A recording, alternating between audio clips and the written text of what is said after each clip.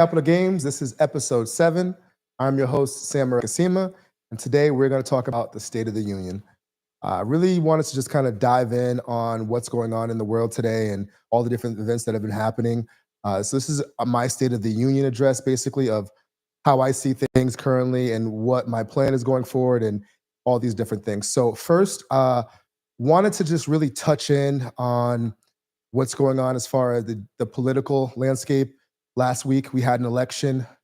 As you can see over here, Trump was the winner of the election. He is now the president elect.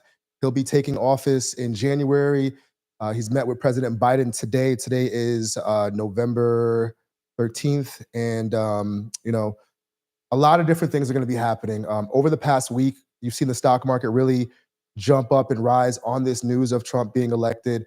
You've seen crypto, specifically Bitcoin, rise a lot, going from 67K to 93K. I'll talk about that as well. But I really just want to talk about why things are moving the way that they are. Trump was very polarizing. People love him, hate him, really not too much in between. But he is the president. And the reason why markets are moving so much is because of the things that he's been saying and the things that he's planning on doing. So some of his, by the way, this is not a political channel. I don't get into politics. And really, who's president, I don't really think it matters too much on the day to day. But you do have to pay attention to what's going on in the market and how the landscape is shifting. This is called capital gains. And when the board game shifts, you need to pay attention. So right now, the board game is shifting. Trump has a lot of different policies that he's going to enact. One of them is being tariffs. So his plan is to actually put a bunch of tariffs on China, and his plan is to actually bring production, manufacturing back to the United States. Manufacturing has been outsourced to China for the past 30 years, and now his goal is to really try to bring it back, but that's going to cost a lot of money. And if you look at the stock market, the thing that's moved the most was actually the Dow Jones. Why the Dow Jones? That's banks and big industrials. So in order to bring manufacturing back, he's going to have to support banks banks are going to have to give loans to businesses so they can start building infrastructure here. He wants companies to do their manufacturing here in the United States. We currently don't have the infrastructure to do that.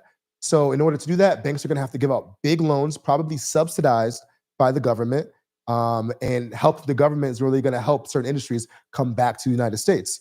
So with that being said, you've really seen, big industrial companies, banks really rise in value over the past over the past week because they're anticipating what's about to happen next. Also, we have the Federal Reserve. They're actually currently cutting rates. That's going to make money cheaper to borrow. Who's going to borrow this money? Big companies. They're going to be able to now borrow money at cheap to hire employees, buy supplies. All these things are going to make the economy really start to grow and really grow. But this also can lead to inflation. And along with the Federal Reserve cutting rates, they're going to do something called quantitative easing. Quantitative easing is basically how the government prints money. When you see inflation and you see high prices, it's because the government has printed a lot of money and they made the value of the dollar go down. They've made dollars cheaper because they've increased the supply of money. So I have an economics background. I took economics at Rutgers, and we talked about these things. And now it's really interesting to actually see these things play out as the Federal Reserve has certain policy, as the government has fiscal policy, and they are also now going to be building roads, infrastructure. We may see some tax cuts. A lot of things are going to change over the next few months, and we really got to just wait and see what laws get passed, which laws don't get passed, to kind of really understand the full scope of everything that's about to happen. In addition to the Federal Reserve cutting rates, that's also going to lead to lower interest rates, or it should lead to lower interest rates. Interest rates right now are around 7%, which is pretty high. So it's actually making people probably not want to buy houses right now because it's expensive to borrow money. As they lower rates, more people are going to be applying for mortgages, looking for houses. And now, since the rates come down, that means that people can actually borrow more. They can offer more for houses, and you may actually see an increase in housing prices. So real estate is my main business. I'm a real estate investor. I have my realtor's license. And I predict, or I think over the next year, prices are going to rise as interest rates come down. As long as supply stays the same, if the supply increases, then the prices should come down or stay the same. But if the supply, especially in this North Jersey market, like we're seeing, stays the same, which is probably one of the lowest over all over the country, we're going to see an increase in prices over houses, and it's going to be cheaper to borrow money as the rates come down, and more buyers are going to enter the market, and that's just going to mean more bids on properties. And we've kind of seen how that's played out over the past few years. You've seen pre-COVID versus now, the prices in New Jersey have really just skyrocketed, especially the North Jersey area, as you have more New Yorkers leaving New York and coming to New Jersey to buy properties, now that you could work from remote and things like that. So, all this being said, uh, the landscape is shifting, and you really want to position yourself in a place where you're going to be able to win, and that your family's going to be able to win, and you're going to be able to do the things that you're really trying to do. So, what I also want to touch upon next is, as we look at the election and what's going to happen next, and the Fed lowering rates, and the manufacturing and all those different things, we also need to look at the geopolitical landscape. You've got the Middle East, you've got Ukraine. We need to see if those issues get resolved. If they don't get resolved, what's going to happen next? To me, one of the underlying issues or underlying things that is happening is what's going on with China and Taiwan. If you're not aware, China really wants to control and own Taiwan and take over Taiwan. The main reason is why is because of the semiconductors. And as you've seen AI become more prominent, the chips that AIs need, they're produced by a company called Taiwan Semiconductor, and they are the largest manufacturer of semiconductors. And these are the chips that you're putting in AI, phones, and things like that. And this technology is going to lead the future. So whoever controls these assets are probably going to be the leaders in the future. So the U.S. is trying to, control those assets so they can be the leader and sell these chips to other countries and be the number one producer, where China is now trying to also be in that role. And that's really the battle that the US and China has. Is for years, the US has actually been the one exporting technology to all over the world, but now China's in that game as well. And they're really butting heads. And that's the tension that you're seeing with really the US and China, is who's going to be the number one superpower as far as producing and economics, because whoever has the most economics and the highest GDP, those are typically the countries that actually run and rule the world, which is why also China is trying to get away from the dollar, because it's making the US more powerful. And then you also have Russia aligning with China and creating the BRICS, which is another currency that they're again trying to get the whole world off the US dollar to make it less powerful. But so these are all the things that are kind of taking place. And as we go into 2025, we'll see how a lot of these things play out. But when it comes to finances, this is not, financial advice. This is just my financial opinion, and I'm really here to educate and entertain people with my thoughts and kind of what I'm doing. With all that being said, real estate, I believe, is going to do well. You want to own real estate, and you really want to have your financial tool belt in order. When I say financial tool belt, I mean all the things that make up your finances. So, real estate, right? You want to own property, either your primary residence, or if you're an investor, you want to invest in property, because as the US prints more money, the biggest hedge that you have against the US printing more money is owning hard assets. That could be businesses, that could be stocks, that could be real estate.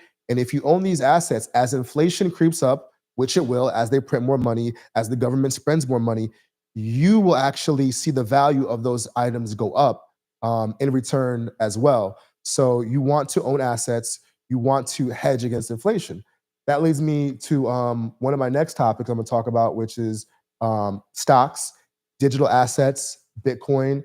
Another financial tool is life insurance, 401k, IRA, high yield savings accounts, bonds. These are all different financial tools that you can use to help you reach your financial goals.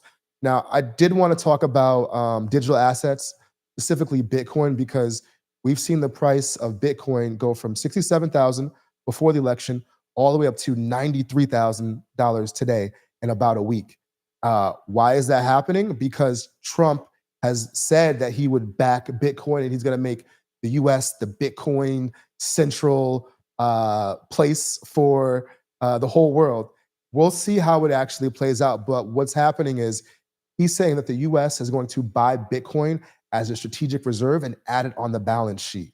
So if the US, the largest company, the largest country, the biggest, strongest country starts buying Bitcoin and holding it on their balance sheet, it's going to force other countries to start holding it on their balance sheet because they're not going to want to be left behind. So, also, what you've also seen is earlier this year, BlackRock created an ETF, which is now the largest and fastest growing ETF in history for Bitcoin. They already have $40 billion in about 200 days, which is by far faster than gold, faster than silver, any other ETF that's ever been created. So, what we're seeing is there's a new asset class, Bitcoin, digital currencies, that is really starting to take shape. And when you have a leader in the industry like BlackRock, which owns $10 trillion under management, now also buying it, and they're, guess what? They're going to be telling all their clients you should be buying it. And that's why you're seeing the price really move because people are front running it. They want to buy it before everyone else buys it. So I'll give you a quick breakdown about Bitcoin and how it works because I'm sure you're going to hear a lot about it over the next few months. I actually did a Google search of Bitcoin, and this past week, there's been more Google searches of how to buy Bitcoin than the whole entire year, even before back in March when it hit its previous all-time high of about 69,000. So Bitcoin is basically, they're calling it digital gold, right? It's a store of value. People are going to hold it. You want to hold it over time because it's going to hold its value because the way that the tokenomics is what they call it works is there's only going to be 21 million Bitcoin ever created. Currently, there's about 20 million, which means there's going to be another 1 million that's created or mined over the next about 100 years. So the supply is limited, which is why the price goes up so much. Unlike the US dollar, unlike other currencies, you can't just print an infinite amount of it. There's going to be 21 million, there's 20 million now, and we have 1 million left. By the way, of those 21 million, they estimate about 4 to 5 million is already lost. So that means in actuality, there's only about 16 million, maybe 17 million of actual Bitcoin that people still have access to. Now, what also happens is every 4 years, there's something called a Bitcoin halvening, which just means that the amount of Bitcoin that's created every day gets reduced in half, right? So we had that halvening back in March, which is when we saw the all-time high, and we went from producing 900 Bitcoin a day to 450 Bitcoin a day. So that emissions got cut in half, which is why you're seeing the crazy price appreciation now because the supply is actually being lowered. And just for example, right, there's 450 Bitcoin produced every day. The BlackRock ETF, they buy about 20,000, or they bought like 20,000 in one day. That's more than almost half, almost like 5 or 10 times the emissions, or 20 times the emissions in one day that they bought in one day. So since the supply, it's just supply and demand. Since the supply is shrinking, demand is rising, which is why we're seeing the price. Originally, I was thinking that we might see 100K Bitcoin maybe by the end of the year, but I mean, if things keep going the way they are, we might get it, before the end of the month. And then my original target for this cycle, by the way, again, the halving was in 2024. Typically 1 year after the halving, 2025 is when you see your peak of Bitcoin. So in 2020, there was a halving, and we saw the peak of Bitcoin around 69,000 in 2021. Also, this is also important to note, the price before the election typically is the last time you will see that price. So in 2020, before the election, the price of Bitcoin was 14,000. After the election in 2021, it went up to 69,000, but then it came all the way back down to 16,000 in, I believe, 2022. Or so it never hit that $14,000 price again. It's always been above that ever since then. Even though went up to 69 and came back to 16, it never went back down to 14. And just for example, before the election, the price was 67,000. There's a possibility that 67,000 may be the lowest price we've ever seen Bitcoin again. And the reason why I'm touching upon this is because this is new technology, and only about 5% of the world actually owns crypto right now. So if you're listening to this and you're invested, you're actually very early. And this is why BlackRock wants to be early, because they want to control the market just like they control the stock market and other things. So they want to be first. And now they've actually bought, I think, a total of 450,000 Bitcoin that they're holding. All this is to say, you want to be early on technology. If you had bought Tesla years ago, if you had bought Nvidia years ago, if you had bought all these different stocks that are disruptors in industries, you can have the opportunity to be early. So as you hold these assets again over time, 5, 10 years, you're really going to get the price to really move dramatically, 10x, 1,000%, and things like that. So I really wanted to just kind of touch upon that, to kind of tell the audience, hey, you're early, but also you need to be very aware that it's very volatile because it's early. Most of the people who end up buying Bitcoin and crypto are probably going to end up losing money this cycle, right? The cycle probably will end sometime 2025. If you're lucky, maybe 2026. But most people are going to buy when it's at all-time highs. They're going to buy when it's 120, 130K, because that's when they're hearing about it. And then they're going to see the price go up a little bit more, and then it's going to drop. Maybe not drop back down to 67,000, but maybe 70,000, 80,000, and they're going to sell and they're going to lose money. But if you have a long-term horizon and you end up holding these assets over 4 or 5, 10-year period, then you have a higher likelihood to actually walk away, in the green. So that's kind of something I just wanted to share with the audience, and really understand that if you're buying Bitcoin, you're basically shorting the dollar, because if you believe in Bitcoin, then you believe that the dollar will eventually lose most of its value and Bitcoin will gain its value because it's not tied to the dollar and they can't infinitely print money. So that was my explanation of digital assets and Bitcoin. And there's other cryptocurrencies, Solana, Ethereum. They'll probably go up at a higher percentage, but to me, those are more riskier speculative plays, where it seems like Bitcoin has kind of cemented itself as an asset class that's going to be here to stay over the next, 10, 20 years. So I also wanted to touch quickly about, some of the things that I'm working on myself. I'm actually currently reading a few books, and I'll recommend these books. These are more for mindset and growth and business and things that I'm really trying to work on and do for different businesses. But the first book would be it's by Earl Nightingale, The Strangest Secret. I really enjoy that book. And by the way, I don't read them physically. I typically listen to audiobooks while I'm working at the gym or driving around and doing things like that. But I do want to get in the habit of getting more physical books and reading them, because I feel like when you read a physical book, you understand it in a different way, and that you absorb the information in a different way. And it's just really good to physically read a book, as well as audio, just any way that you can get the information into your brain. It'll help you come up with new ideas. Ideas in equals ideas out. So you always want to be consuming, good content and good information, so that way you sharpen your brain and you could actually think about new ideas and new things. My friend Carlos always says, you know, you become what you think about. You become your thoughts. So if you're reading books about how to develop businesses, develop yourself, develop skills, then you're going to do those things. You're going to develop businesses, develop yourself, develop skills that are going to be valuable. And then now you can add value to people, right? You can be a value creator. And when you create, you don't want to chase money. You want to have an idea, because with an idea, you can create money. So those are kind of the things that I'm focusing on. And I think The Strangest Secret by Earl Nightingale is a great example of kind of a mindset book, and really how to think about what you're trying to work on and what you're going to do. Another book that I like that I'm reading right now or listening to is Think and Grow Rich, by Napoleon Hill. That's a great book as well.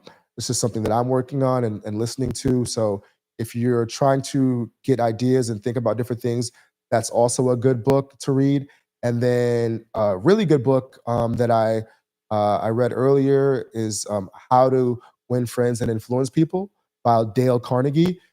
So those are just three books that I think will help people really who are trying to build a certain mindset and do different things with business and understand um, how money works and how developing businesses, developing your ideas work, and working with people are just really really good books. And I would encourage everyone to, if you don't like those books, find other books that you like that are something you're passionate about that you can develop and really grow. I think that as you kind of go through life, like you're in different seasons, right? And the season that I'm in right now is really about growth and trying to figure out how I can be of value to people and how I can serve people. And that's really my mission right now, is to try to help as many people as I can. So with that being said, if you are a first-time home buyer and you're looking to become an investor, I'm here to help. I was once a first-time home buyer and I became an investor through that process. So I'm looking for other individuals who are first-time home buyers or people who already have a home and are looking to become investors, to work with and help them, reach their goals, accomplish their dreams. And any my resources will become your resources. And I'm really trying to develop a community of people who want to work together and collaborate and learn together. And any way that we can kind of all help each other out, whether it's through connections and networking, I'm really open to it. I'm going to be working on developing a platform where there's a place where everyone in the community can really meet, share ideas, learn from each other, and really grow to kind of help one another attain and get to where they're trying to go. My next topic that I wanted to cover was um, goal setting. So it's Q4 2024. The year's pretty much almost over. A lot of people had goals that they came into the year with in 2024, and hopefully they made all their goals. But it's really important to write down your goals and then also put a timeline on your goals. When you write down your goals and you put a timeline on it and you have an action plan, you actually have a great chance of achieving it. Whereas if you just have a goal and you don't have a plan or anything, it's basically just a dream. And now you can take your dream and make it actually attainable when you put a timeline on it, when you have an action plan. And then now, since you wrote it down, you can hold yourself accountable to it. So when you go back and you're looking at, your goals and your dreams, you can say, all right, I did X, Y, and Z. I didn't do this, and this is what I need to do to attain that. So a lot of people right now are preparing for 2025 now. They've already started working on their goals for 2025. You don't want to wait till January 1st and you got your New Year's resolutions and you want to do this, you want to do that. Start it today. Start it now. Whatever it is that you were trying to accomplish, and if you didn't finish it in 2024, start today. So that way in 2025 comes around, you can look back and say, yeah, I wrote this down and I wanted to accomplish X, Y, and Z, and I did it, or I didn't do it, or I came, 50% there. And then now you can strategize as to how you're gonna complete that goal. I'm actually looking forward to kind of looking at what I wrote down, because at the beginning of the year, I wrote down a kind of a list of goals and things that I wanted to do and accomplish. And I'm looking forward to sitting down. I'll probably go over the next few weeks and really kind of see where I'm at with it and what the future is. Now, and the thing is, sometimes you may change your goals, right? I think for me, I'm definitely going to end up changing some of my goals because I think I was probably thinking too small on some of them. And it's like, why limit yourself, right? Your mind is your limiting thing. So whatever goal you set, I mean, that should be like the bare minimum. And you want to really shoot for something that's really out of your comfort zone and maybe it's almost the impossible, because you can do the impossible if you have that mindset and you do the actions that go along with it. If you plan it out, whatever that goal is, put the goals and put the plan together where you can actually take actionable steps and kind of reverse engineer it. So if you wanted to open your business and do 100 million in sales, all right, so what resources do I need? What people do I need to network with?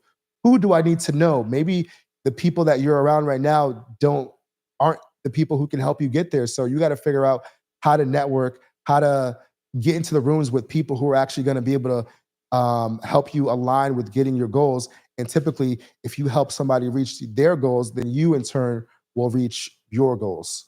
So that was really kind of the state of the union that I really wanted to cover and talk about a lot of these topics. And yeah, just going forward, if you feel like this is the type of content that you like, and if there's certain topics that you want to cover, comment. I'm open to talking about basically anything, and if I think it's going to help and be helpful and impact people, is definitely something that I'm going to want to talk about. I want to make this really interactive platform and a place where people can bounce ideas off each other, find resources, and just really a tool for people to connect and grow. So if you like this type of content, like, subscribe, share, comment, good, negative, whatever you want to say.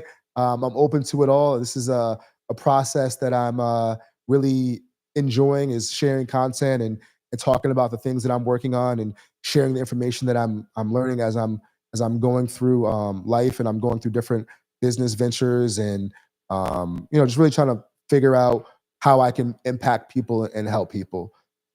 So with that being said, tune in next time, and we'll really cover more topics about finance, financial education, financial uh, entertainment. And thank you, and we will see you next time. And now I would like to shoot an ad.